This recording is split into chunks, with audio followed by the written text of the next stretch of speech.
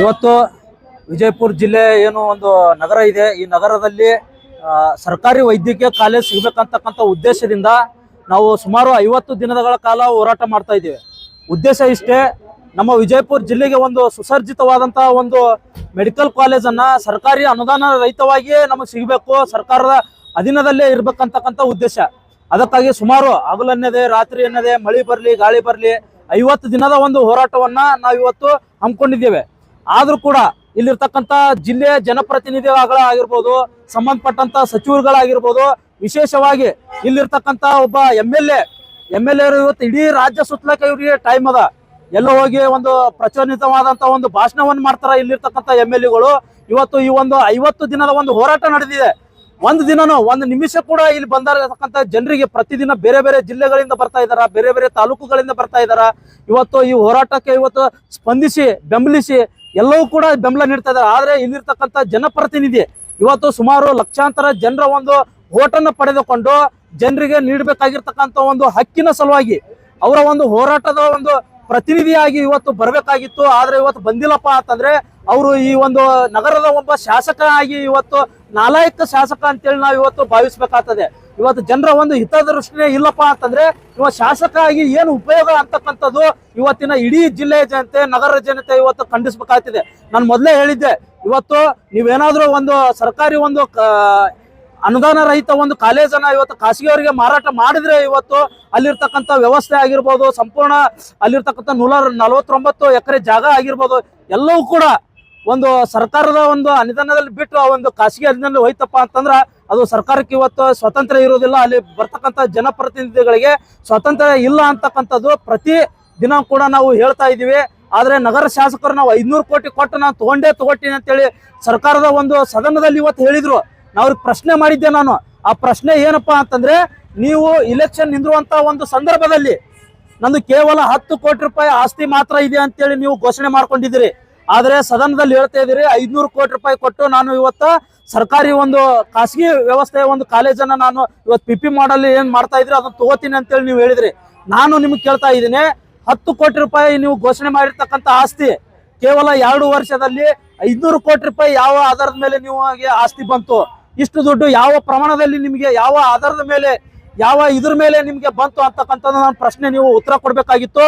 ಆದ್ರೆ ಇವತ್ತು ನೀವು ಉತ್ತರ ಕೊಟ್ಟಿಲ್ಲಪ್ಪ ಅಂತಂದ್ರೆ ನೀವು ನಗರ ಶಾಸಕರಾಗಿ ಇವತ್ತು ನೀವು ಭ್ರಷ್ಟಾಚಾರ ಮಾಡಿದ್ದೀರಿ ಅಂತೇಳಿ ಇವತ್ತು ಇಡೀ ಜಿಲ್ಲೆ ಜನತೆ ತಿಳ್ಕೊಬೇಕು, ಇಡೀ ರಾಜ್ಯದ ಜನತೆ ತಿಳ್ಕೊಬೇಕು. ಇವತ್ತು ನೀವು 500 ಕೋಟಿ ಏನು ಕೊಡ್ತಾ ಇದ್ದೀರಲ್ಲ ಅದು ನಮ್ಮ ದುಡ್ಡು. ಆ ಒಂದು 500 ಕೋಟಿ ಕೊಟ್ಟು ಇವತ್ತು ಸಾವಿರಾರು ಕೋಟಿ ಇವತ್ತು ಗಳಿಕೆ ಮಾಡುವಂತ ಉದ್ದೇಶದಿಂದ ಇವತ್ತು ನಮಗೆ ಇವತ್ತು ನಮ್ಮ ಹೋರಾಟಕ್ಕೆ ನೀವು ಸ್ಪಂದಿಸ್ತಾ ಇಲ್ಲ. ಆದ್ರೆ ನಾವು ಈ ಹೋರಾಟ ಇವತ್ತು 50ನೇ ದಿನದ ವಿಶೇಷವಾಗಿ ಇವತ್ತು ಬರೀ ರ್ಯಾಲಿ ಮಾಡಿದ್ವಿ. ಆದ್ರೆ ಮುಂದಿನ ದಿನಮಾನಗಳಲ್ಲಿ ನಿಮ್ಮ ಮನೆಗೆ ಮುತ್ತಿಗೆ ಹಾಕುವಂತ ಒಂದು ಕಾರ್ಯಕ್ರಮಗಳನ್ನು ನಾವು ಅಳವಡಿಸ್ತಾ ಇದ್ದೀವಿ. ದಲಿತ ವಿದ್ಯಾರ್ಥಿ ಪರಿಷತ್ ಇವತ್ತು ಜಿಲ್ಲೆಯಲ್ಲಿ ಬದುಕಿದೆ. ಪ್ರತಿದಿನವೂ ಕೂಡ ಜನರ ಪರವಾಗಿ, ವಿದ್ಯಾರ್ಥಿಗಳ ಪರವಾಗಿ, ಯುವ ಜನರ ಪರವಾಗಿ ಕೆಲಸ ಮಾಡ್ತಾ ಇದೀವಿ. ಆದ್ರೆ ನಮ್ಮ ಸ್ಟ್ರೆಂತ್ ಏನಾದ್ರೂ ನಾವು ಇವತ್ತು ಒಂದು ಡಿಸೈಡ್ ಮಾಡಿ ಇವತ್ತು ಈ ಒಂದು ಹೋರಾಟದ ಮೂಲಕ ನಾವೇನಾದ್ರೂ ನಿಮ್ಗೆ ಇವತ್ತು ಎಚ್ಚರಿಕೆ ನೀಡಬೇಕಪ್ಪ ಅಂತಂದ್ರೆ ಮುಂದಿನ ದಿನಮಾನಗಳಲ್ಲಿ ನೀವು ಈ ಒಂದು ಹೋರಾಟಕ್ಕೆ ಬೆಂಬಲಿಸಬೇಕು, ನಮ್ಮ ಬೇಡಿಕೆಯನ್ನು ಈಡೇರಿಸಬೇಕು. ಇಲ್ಲಪ್ಪ ಅಂತಂದ್ರೆ ನಗರ ಶಾಸಕರಾಗಿರ್ಬೋದು, ಸಚಿವರಾಗಿರ್ಬೋದು, ಯಾರಿಗೂ ಕೂಡ ಬಿಡೋದಿಲ್ಲ. ನಿಮ್ಮನ್ನ ಈ ಜಿಲ್ಲೆಯಲ್ಲಿ ಅಡ್ಡಾಡಕ್ ಕೂಡ ನಾವು ಬಿಡೋದಿಲ್ಲ. ಸರಿಯಾಗಿ ನಿಮ್ಗೆ ಎಚ್ಚರಿಕೆ ಕೊಡ್ತಾ ಇದ್ದೀವಿ. ಈ ಹೋರಾಟ ಮೂಲಕ ಮತ್ತೊಮ್ಮೆ ತಮ್ಮಲ್ಲಿ ಮನವಿ ಮಾಡ್ಕೊತೇವೆ. ನಮ್ಮ ಬೇಡಿಕೆಯನ್ನ, ನಮ್ಮ ಹೋರಾಟವನ್ನ ಬೆಂಬಲಿಸಿ ನಮ್ಮ ಬೇಡಿಕೆಯನ್ನು ಈಡೇರಿಸಿ ಅಂತೇಳಿ ಮತ್ತೊಮ್ಮೆ ತಮಗೆ ನಮ್ಮ ಈ ಹೋರಾಟದ ಮೂಲಕ ಮನವಿ ಮಾಡ್ಕೊತಾ ಇದ್ದೀನಿ. ಅಕ್ಷಯ್ ಕುಮಾರ್, ದಲಿತ ವಿದ್ಯಾರ್ಥಿ ಪರಿಷತ್, ವಿಜಯಪುರ. ಶಾಸಕರು ಏನ್ ಜವಾಬ್ದಾರಿ ಇತ್ತು? ಈ ನಗರದಲ್ಲಿ ಕಾಲೇಜ್ ಅಂತ ಇದೆ, ಅವ್ರ ರೆಸ್ಪಾನ್ಸಿಬಿಲಿಟಿ ಹೆಚ್ಚಿಗಿತ್ತು. 50 ದಿನಗಳಿಂದ ನೀವು ಪ್ರತಿಭಟನೆ ಮಾಡ್ತಾ ಇದ್ದೀರಿ, ಅವ್ರ ರೆಸ್ಪಾನ್ಸಿಬಿಲಿಟಿ ಹೆಚ್ಚಿಗಿತ್ತು. ಸಚಿವರು, ಉಸ್ತುವಾರಿ ಸಚಿವರು ಬೇರೆ ನೀವು ಭೇಟಿಯಾಗಿ ಹೋಗಿದ್ದಾರೆ, ಅವ್ರ ಕರ್ತವ್ಯ ಏನಿತ್ತು? ಅದೇ ನಾನು ಇವತ್ತು ನಾವು ಇಡೀ ಜಿಲ್ಲೆ ನಗರದ ಜನತೆ ಇವತ್ತು ವಿಚಾರ ಮಾಡ್ತಕ್ಕಂಥದ್ದು. ಇಡೀ ಜಿಲ್ಲೆ ಎಲ್ಲ ಶಾಸಕರು ಬಂದೋಗಿದಾರ. ಯಶವಂತರಾಯ ಗೌಡರು ಬಂದಿದಾರ, ಇಲ್ಲಿ ನಮ್ಮ ದೇವರಪುರಕ್ಕೆ ಶಾಸಕರು ಬಂದಿದಾರ, ಮತ್ತೆ ಶಿವಾನಂದ ಪಾಟೀಲ್ ಅವರು ಬಂದಿದಾರ, MB ಪಾಟೀಲ್ ಅವರು ಬಂದಿದಾರ, ಎಲ್ಲ ಶಾಸಕರು ಬಂದಿದಾರ, ಹಿರಿಯ ರಾಜಕಾರಣಿಗಳಿದಾರ, ಅವರು ಕೂಡ ಬಂದಿದ್ದಾರೆ. ಆದ್ರೆ ಇಲ್ಲಿರ್ತಕ್ಕಂಥ ನಗರ ಶಾಸಕರು ಅವ್ರದ್ದು ದೊಡ್ಡ ಜವಾಬ್ದಾರಿ. ಜನಪ್ರತಿನಿಧಿಯಾಗಿ ಸರ್ಕಾರಿ ಹಾಸ್ಪಿಟಲ್ ಅನ್ನ ಉಳಿಸ್ಕೊಳಕ್ಕಂಥದ್ದು ಅವ್ರ ಜವಾಬ್ದಾರಿ. ಯಾಕಪ್ಪ ಅಂದ್ರೆ ಅವ್ರಿಗೆ ಓಟ್ ಹಾಕಿ ಕಳಿಸಿದೀವಿ ನಾವು. ಆದ್ರೆ ಜನರ ಬಗ್ಗೆನೇ ಕಾಳಜಿ ಇಲ್ಲ. ನಾನು ಇವತ್ತು ಖಾಸಗಿಯವರಿಗೆ ಇವತ್ತು ಸಪೋರ್ಟ್ ಮಾಡ್ತೀನಿ ಅಂತಕ್ಕಂಥದ್ದು ಅವರ ಒಂದು ಅವಿವೇಕಿತನ ಅಂತೇಳಿ ನಾ ಇವತ್ತು ಹೇಳ್ತಾ ಇದ್ದೀನಿ. ನೀವು ಇವತ್ತು ಸರ್ಕಾರದ ಜನಪ್ರತಿನಿಧಿಯಾಗಿ ಜನರ ಪರವಾಗಿ ಇರ್ಬೇಕಾಗಿತ್ತು. ಈ ಹೋರಾಟ ಮಾಡ್ತಕ್ಕಂತ ಎಲ್ಲ ಹಿರಿಯರ ಒಂದು ಸಮ್ಮುಖದಲ್ಲಿ ನೀವು ಬರಬೇಕಾಗಿತ್ತು. ಆದ್ರೆ ಇವತ್ತು ಬಂದಿಲ್ಲಪ್ಪ ಅಂತಂದ್ರೆ ನಿಮ್ಮ ದುರುದೈವ. ಇವತ್ತು ದುಡ್ಡು ಮಾಡ್ತಕ್ಕಂಥದ್ದು, ಭ್ರಷ್ಟಾಚಾರ ಮಾಡ್ತಕ್ಕಂಥದ್ದು ಇಡೀ ಇವತ್ತು ನಾಡಿಗೆ ಇವತ್ತು ಜಾಹೀರಾತಾಗಿದೆ. ಮುಂದಿನ ದಿನಮಾನಗಳಲ್ಲಿ ನೀವೇನು ಇವತ್ತು ಖಾಸಗಿಯ ಒಂದು ವ್ಯವಸ್ಥೆ ಪರವಾಗಿ ಇವತ್ತು ನೀವು ನಿಂತ್ಕೊಂಡಿದ್ದೀರಲ್ಲ, ಈ ನಿಂತ್ಕೊಂಡಿದ್ದ ಪರಿಣಾಮವನ್ನ ಎದುರಿಸ್ತೀರಿ ನೀವು. ಅದನ್ನ ನಾವು ನೋಡ್ತೀವಿ.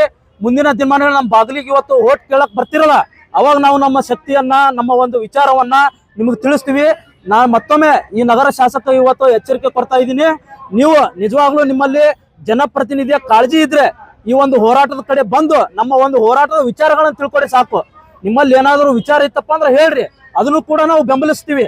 ಅದನ್ನ ಬಿಟ್ಟು ಹೋರಾಟವನ್ನು ವಿರೋಧಿಸುವಂತದ್ದಾಗಿರ್ಬೋದು, ಕಡೆಗಣನೆ ಮಾಡುವಂತದ್ದಾಗಿರ್ಬೋದು, ಇದು ಬೆಂಬಲಿಸದೇ ಸರ್ಕಾರಿ ಕಾಲೇಜನ್ನ ಇವತ್ತು ಖಾಸಗಿಯವರಿಗೆ ಮಾರಾಟ ಮಾಡುವಂತ ಒಂದು ವಿಶೇಷ ವಿಚಾರವಾಗಿ ನೀವೇನು ಇವತ್ತು ನೀವು ಬೆಂಬಲಿಸ್ತಾ ಇದ್ದೀರಿ, ಅದನ್ನ ತೀವ್ರವಾಗಿ ಖಂಡಿಸ್ತೀವಿ. ಮುಂದಿನ ದಿನಮಾನಗಳಲ್ಲಿ ನಿಮ್ಮ ಮನೆಯೂ ಬಿಡೋದಿಲ್ಲ, ನಿಮ್ಮನ್ನು ಹೋರಾಟ ಮಾಡುವಂತ ನಾವು ಯಾರು ಕೂಡ ನಿಮ್ಮನ್ನು ಬಿಡೋದಿಲ್ಲ. ನಿಮ್ಮ ತಕ್ಕವಾದ ಒಂದು ಪಾಠ ಕಲಿಸ್ತೀವಿ ಅಂತೇಳಿ ಮತ್ತೊಮ್ಮೆ ನಗರ ಶಾಸಕರಿಗೆ ಎಚ್ಚರಿಕೆ ನೀಡ್ತಾ ಇದ್ದೀನಿ. ಇಲ್ಲ, ಇವತ್ತು ನೇರವಾಗಿ ನಾವೆಲ್ಲರೂ ಕೂಡ ಅರ್ಥ ಮಾಡ್ಕೊಳ್ಳೋದು ಇಷ್ಟ. ಇವತ್ತು PPP ಮಾಡಲ್ ಅಲ್ಲಿ 500 ಕೋಟಿ ರೂಪಾಯಿ ನಾನೇ ಇನ್ವೆಸ್ಟ್ ಮಾಡ್ತೀನಪ್ಪ ಅಂದಂತ ವ್ಯಕ್ತಿ ಇವತ್ತು ಯಾವ ಮುಖ ಇಟ್ಕೊಂಡ್ ಬರ್ತಾನೆ ಇಲ್ಲಿ? ನಾಚಿಕೆ ಇಲ್ಲ ಅವಂಗೆ. ಇವತ್ತು ಬರ್ಬೇಕಪ್ಪ ಅಂತಂದ್ರೆ ಮುಖ ತೋರಿಸಲು ಜನರಿಗೆ ಇವತ್ತು ಮಾತಾಡಲು ಅವನ ಹತ್ರ ಇವತ್ತು ವಿಚಾರಗಳಿಲ್ಲ. ಅದಕ್ಕಾಗಿ ಇವತ್ತು ನಮಗೆ ಇವತ್ತು ನಮ್ಮ ಹೋರಾಟಕ್ಕೆ ಬೆಂಬಲಿಸುವಂತ ಒಂದು ಶಕ್ತಿ ಕೂಡ ಇಲ್ಲ ಅವನಲ್ಲಿ. ಆ ಒಂದು ಕಾರಣಕ್ಕಾಗಿ ಇವತ್ತ ನಮ್ಮ ಹೋರಾಟವನ್ನ ಇವತ್ತು ಕಡೆಗಣಿಸುವಂತ ಕೆಲಸ ಮಾಡಿದ್ದಾನೆ. ಮುಂದಿನ ದಿನಮಾನದಲ್ಲಿ ಅವನು ಕಡೆಗಣಿಸುವಂತ ಕೆಲಸ ಇಡೀ ಜಿಲ್ಲೆಯ ಜನತೆ, ಇವತ್ತು ನಗರದ ಜನತೆ ಇವತ್ತ ಮಾಡಬೇಕಾಗಿದೆ. ಮಾಡ್ತೀವಿ ನಾವು. ಇವತ್ತು 50 ದಿನ ಹೋರಾಟ ಮಾಡಿದಂತರು ಇಂಥ 4ರ ವಿರುದ್ಧ ನಾವು ಕೆಲಸ ಮಾಡ್ತಕ್ಕಂಥದ್ದು ನಮ್ಗೆ ಗೊತ್ತಾಗಿದೆ. ಯಾರ ಪರವಾಗಿ ಮಾಡ್ಬೇಕು, ಯಾರು ಇವತ್ತು ಕಡಿಮೆ ಗಣನೆ ಮಾಡಿದಾರಲ್ಲ ಅವ್ರು ಏನ್ ಕಲಿಸ್ಬೇಕು, ಅವ್ರಿಗೆ ಏನ್ ಬುದ್ಧಿ ಕಲಿಸ್ಬೇಕು ನಾವು ಕಲಿಸ್ತೀವಿ. ನಾವು ಎಚ್ಚರವಾಗಿದ್ದೀವಿ, ಜಾಗೃತ ಮಾಡಿದೀವಿ. ಮುಂದಿನ ಕೂಡ ನಾವು ಏನ್ ಮಾಡ್ಬೇಕು ಆ ಕೆಲಸವನ್ನು ಮಾಡ್ತೀವಿ. ಸಚಿವರು ಹೇಳಿದ್ದಾರೆ, ನಮ್ಮ ಬೆಂಗಳೂರು ತಮ್ಮ ಲೀಡರ್ ಅದಲ್ಲ, ಏನ್ ಧರಣಿ ಇಲ್ಲ, ತಮ್ಮ ಲೀಡರ್ ಕರೆಸಿ CM ಅವ್ರಿಗೆ ಭೇಟಿ ಮಾಡ್ತೀವಿ. ಉಸ್ತುವಾರಿ ಸಚಿವರ ಒಂದು ಜವಾಬ್ದಾರಿಯುತವಾಗಿ ಅವರು ಬಂದು ನಮ್ಮ ಹೋರಾಟವನ್ನು ಬೆಂಬಲಿಸಿ ಇವತ್ತು ಪ್ರತಿಕ್ರಿಯೆಯನ್ನ ನೀಡಿದಾರ. ಅದಕ್ಕೆ ನಮಗೆ ಸಂತೋಷ ಇದೆ. ಅವ್ರ ಪರವಾಗಿ ನಾವು ಇವತ್ತ ಮಾತಾಡ್ತಾ ಇದೀವಿ. ಆದ್ರೆ ಅವರು ಬರೇ ಆಶ್ವಾಸನೆಯನ್ನ ಕೊಡದೆ ನಮ್ಮ ಏನು ಒಂದು CM ಹತ್ರ ಕರ್ಕೊಂಡು ಹೋಗಿ ಭೇಟಿ ಮಾಡಿಸ್ತಕ್ಕಂಥದ್ದಾಗಿರ್ಬೋದು, ನಾನು ಇವತ್ತು ಒಂದು ಮೀಟಿಂಗ್ ಮಾಡ್ತೀನಿ ಅಂತ ಆಗಿರ್ಬೋದು, ಅದು ಏನೂ ಪ್ರಭಾವ ಇಲ್ಲ. ಯಾಕಪ್ಪ ಅಂತಂದ್ರೆ ತಮ್ಮ ಕಡೆ ಆಗ್ತಕ್ಕಂಥ ಒಂದು ಕೆಲಸ ಇದೆ. ಇಲ್ಲೇ ಬಾಗಲಕೋಟೆ ಮೇಟಿ ಅವರು ತೀರ್ಕೊಂಡ್ರು. ನಾವು ಇವತ್ತು ದುಃಖಿತರಾಗಿ ಹೇಳ್ತಾ ಇದೀವಿ. ಅವರು ಸರ್ಕಾರಿ ಒಬ್ಬ MLA ಆಗಿ ಒಂದು ಸರ್ಕಾರಿ ಮೆಡಿಕಲ್ ಕಾಲೇಜ್ ತೊಗೊಂಬಂದ್ರ. ನಿಮಗೆ ಅದು ದೊಡ್ಡ ಶಕ್ತಿ ಅಲ್ಲ. ನೀವು ಒಂದು ಮನಸ್ಸು ಮಾಡಿದಪ್ಪ ಅಂತಂದ್ರೆ ಬರೀ ಒಂದು ಫೋನ್ ಕಾಲಲ್ಲಿ CM ಜೊತೆ ಕುಂತು ಮಾತಾಡಿದ್ರೆ ಸಾಕು, ಆ ಒಂದು ಕಾಲೇಜನ್ನ ತರುವಂತ ಶಕ್ತಿ ನಿಮ್ಮಲ್ಲಿದೆ. ಮತ್ತೊಮ್ಮೆ ಬರೀ ಮಾತನಾಡದೆ, ಆಶ್ವಾಸನೆ ಕೊಡದೆ ಈ ಒಂದು ಪ್ರಕ್ರಿಯೆನ ಬೇಗವಾಗಿ ನೀವು ಏನ್ ಮಾಡ್ತಿರೋ ಗೊತ್ತಿಲ್ಲ. ಆದ್ರೆ ನಮಗೆ ಸರ್ಕಾರಿ ಒಂದು ಮೆಡಿಕಲ್ ಕಾಲೇಜ್ ಶಾಸಕರ ಜವಾಬ್ದಾರಿ ಅವ್ರದೇ ಇದೆ, ಅವ್ರದೇ ಜವಾಬ್ದಾರಿ. ಅದೇ ನಮ್ದು ವಿಚಾರ ಏನಪ್ಪಾ ಅಂತಂದ್ರೆ, ಒಬ್ಬ ಇವತ್ತು 500 ಕೋಟಿ ರೂಪಾಯಿ ನಾನು ಇನ್ವೆಸ್ಟ್ ಮಾಡ್ತಿರ್ತಕ್ಕಂಥ ವ್ಯಕ್ತಿ ಇವತ್ತ ಅವ್ರ ಪರವಾಗಿ ಇದಾನಂತೇಳಿ ನಾವು ಅರ್ಥ ಮಾಡ್ಕೋಬೇಕು. ಜನರ ಪರವಾಗಿ ಇದ್ರಪ್ಪ ಅಂತಂದ್ರೆ ಈ ಹೋರಾಟಕ್ಕೆ ಬರ್ತಿದ್ರಲ್ಲ. ಬೇರೆ ಬೇರೆ ಇಲ್ಲಿ ಜಿಲ್ಲೆಯಿಂದ ಉಪವಾಸ ಬಂದಿದ್ದಾರೆ, ಹೆಣ್ಮಕ್ಳು ಕೂಡ ಬಂದಿದ್ದಾರೆ. ಆದ್ರೆ ಇಲ್ಲೇ ಇರ್ತಕ್ಕಂಥ ಶಾಸಕ, ನಮ್ಮ ಓಟನ್ನು ತಗೊಂಡಿರ್ತಕ್ಕಂಥ ಶಾಸಕ ಬಂದಿಲ್ಲಪ್ಪ ಅಂತಂದ್ರೆ ಅವನಿಗೆ ಬಂಡವಾಳ ಮಾಡ್ತಕ್ಕಂಥದ್ದು ವಿಚಾರ ಇದೆ. ಅಲ್ಲಿ ದುಡ್ಡು ಮಾಡ್ತಕ್ಕಂಥದ್ದು, ಭ್ರಷ್ಟಾಚಾರ ಮಾಡ್ತಕ್ಕಂಥದ್ದು, PPP ಮಾಡಲಲ್ಲಿ ಖಾಸಗಿ ಅವರ ಪರವಾಗಿ ಇರ್ತಕ್ಕಂಥದ್ದು ಎಲ್ಲರಿಗೂ ಕೂಡ ಗೊತ್ತಾಗಿರ್ತಕ್ಕಂಥದ್ದು. ಆದ್ರೆ ನಾವು ನಮ್ಮ ಜೀವನ ಹೋಗ್ಲಿ, ಗುಂಡು ಹಾಕಿದ್ರು ಸರಿ, ನಮ್ಗೆ ನೀವು ಏನೇ ಮಾಡಿದ್ರು ಕೂಡ ನಮ್ಮ ಹೋರಾಟ ನಿಲ್ಲೋದಿಲ್ಲ. ನಮ್ಮ ಹೋರಾಟ ನಿರಂತರವಾಗಿರುತ್ತದೆ. ನಾವು ಗೆಲ್ತೀವಿ. ನಮ್ಮ ಪ್ರಾಣ ಹೋದ್ರು ಕೂಡ, ನಮ್ಗೆ ಏನೇ ಆಗಲಿ ಕೂಡ ನಮ್ಮ ಹೋರಾಟ ನಿಲ್ಲೋದಿಲ್ಲ. PPP ಮಾಡಲನ್ನು ಕೈ ಬಿಟ್ಟು ಕೇವಲ ಸರ್ಕಾರಿ ವೈದ್ಯಕೀಯ ಒಂದು ಕ್ಷೇತ್ರದಲ್ಲಿಯೇ, ಸರ್ಕಾರಿ ಅನುದಾನದಲ್ಲಿಯೇ, ಸರ್ಕಾರ ಒಂದು ಅಧೀನದಲ್ಲಿಯೇ ನಮ್ಮ ಕಾಲೇಜ್ ಆಗ್ಬೇಕಂತ ಹೋರಾಟ ನಿರಂತರವಾಗಿರುತ್ತೆ ಅಂತೇಳಿ ಈ ಮಾಧ್ಯಮ ಮುಖಾಂತರ ಮತ್ತೊಮ್ಮೆ ಇಡೀ ಜಿಲ್ಲೆಯ ಜನತೆಗೆ ನಾನು ತಿಳಿಸಲು ಇಚ್ಛೆ ಪಡ್ತಾ ಇದ್ದೇನೆ. ಅಕ್ಷಯ್ ಕುಮಾರ್, ದಲಿತ ವಿದ್ಯಾರ್ಥಿ ಪರಿಷತ್.